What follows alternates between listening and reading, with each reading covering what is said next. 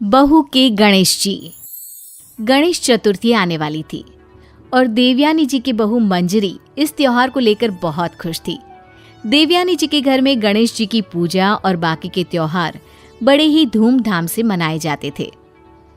अरे बहू रानी, सब तैयारी तो कर ली है ना? इतने दिन से तो त्योहार की खुशियां मना रही थी। जरा मुझे भी बता, तूने क्या क्या तैयारी की है? मम्मी जी, मैंने सब कुछ तैयार कर लिया है। प्रसाद और भगवान की पूजा कहाँ पर करनी है, उन्हें कहाँ पर स्थापित करना है, सब कुछ डिसाइड कर लिया है। अब तो बस गणेश जी की प्रतिमा लाना बाकी है। उस बात की चिंता मत कर, मैं कल ही तुम्हारे ससुर जी के साथ बाजार जाकर एक सुंदर सी मूर्ति ले आऊंगी गणेश जी की। ठीक है मम्मी जी, ये काम आप कर देना। फिर देखना, हमारे घर भी गणपति बाप्पा बड़ी धूमधाम से आएंगे। त्योहार आने में अभी 2 दिन बाकी थे। शाम के वक्त, मम्मी जी, मैं जरा अपनी सहेली के घर जाकर आती हूँ, कुछ जरूरी काम था। लौटते में बाजार से सब्जियां भी लेती आऊंगी। अच्छा ठीक है बेटा। मंजरी अपनी सहेली के घर पहुंचती है। उसकी सहेली कहती है, अरे आओ आओ, मैंने ना तुम्हें बहुत जरूरी काम से अपने घर पर बुलाया था। अच्छा बताओ, ऐसी क्या वजह है जो अचानक तुम्हें मुझे यहाँ बुलाना पड़ा? देखो मंजरी, मैं खुद से ही मिट्टी लेकर आई और मैंने उससे गणेश जी बनाए। वो तो ठीक है, पर इतनी मेहनत करने की क्या जरूरत थी? बाजार में देखती इतने सुंदर सुंदर गणेश जी की मूर्तियां मिल रही हैं। वही तो तुम समझ नहीं रही हो। अरे बाजार में जो मूर्तियां मिलती है ना, वो प्लास्टर ऑफ पेरिस की बनी होती है। जानती हो कितना नुकसान पहुंचाती है हमारी नदियों को। अरे हमें क्या, सारी दुनिया ही तो ये सब करती है। एक अकेले तुम्हारे और मेरे मिट्टी के मूर्ति काम कर लेने से कौन सी नदियों का नुकसान पहुंचना कम हो जाने वाला है? बस यही समझाने के लिए तुम्हें अपने घर बुलाया था। देखो, मैं तो कहती हूँ तुम भी अपनी मूर्ति खुद से बना लो। अरे नहीं नहीं, मुझसे इतनी मेहनत नहीं होती। कौन इतना काम करे? वैसे भी ससुराल में काम कम है क्या? और मेरी सासू माँ ने तो सारी की सारी जिम्मेदारी मेरे ऊपर छोड़ दी है। जैसी तुम्हारी इच्छा। मैं तो चाहती थी कि इस बार तुम भी अपने गणेश जी खुद ही बना लेती। इसके बाद मंजरी वापस अपने घर लौट जाती है और घर लौटकर ये बात अपने पति महेश को बताती है। जानती हो, मेरी सहेली मुझसे मिट्टी के गणेश बनाने के लिए कह रही थी। अरे ये तो बहुत अच्छा आइडिया है, तुम्हें अपनी सहेली की बात मान लेनी चाहिए थी। अरे लेकिन उसमें कितनी मेहनत लगती है और कितने सारे काम करने बाकी हैं अभी। अच्छा तो फिर ठीक है, जैसा तुम्हें ठीक लगे।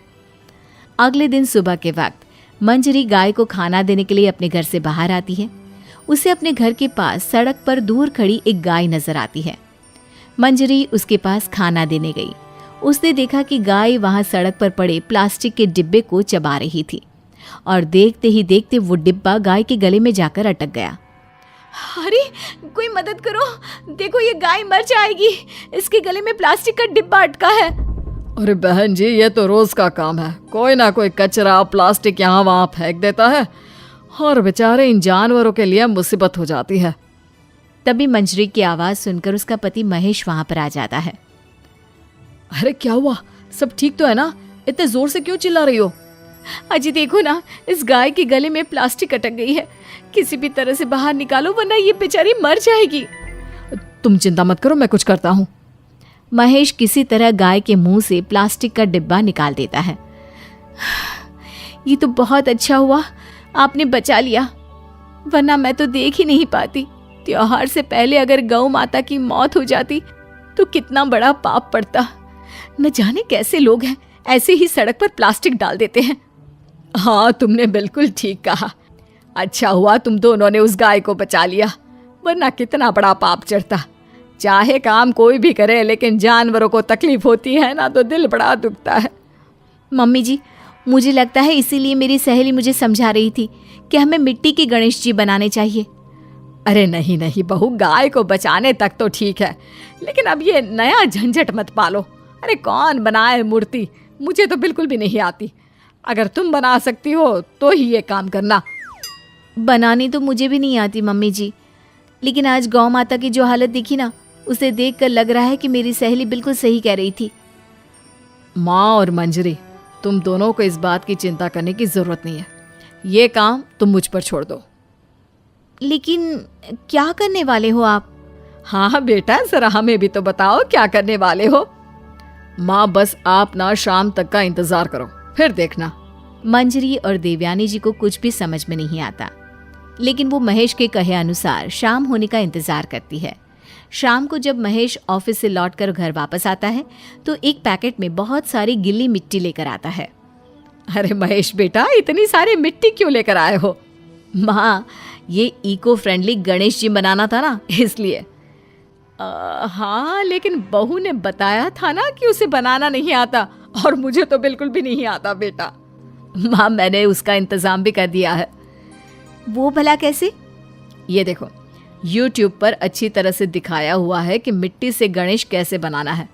अब हम दोनों मिलकर मिट्टी के सुंदर से गणेश बनाएंगे और अपने एनवायरनमेंट की सुरक्षा करेंगे। YouTube का वीडियो देख देख कर महेश और मंजरी ने गणेश जी की बड़ी ही सुंदर सी प्रतिमा बना ली। मंजरी ने अपने मोहल्ले की कुछ औरतों को भी वहां पर बुला लिया और उन सब ने मिलकर गणेश जी की खूबसूरत प्रतिमाएं बनाई। अरे वाह बेटा, ये भी खूब रही। भला हो उस गौ माता का, जिसकी हमने जान तो बचाई, पर बदले में वो हमें कितना अच्छा ज्ञान देकर गई। बिल्कुल ठीक कहती है मम्मी जी। और देखिए तो, इस बार वाले मेरे भगवान हर बार के भगवान से कितने ज्यादा सुंदर है। इस बार तो गणेश चतुर्थी का मजा ही आ गया।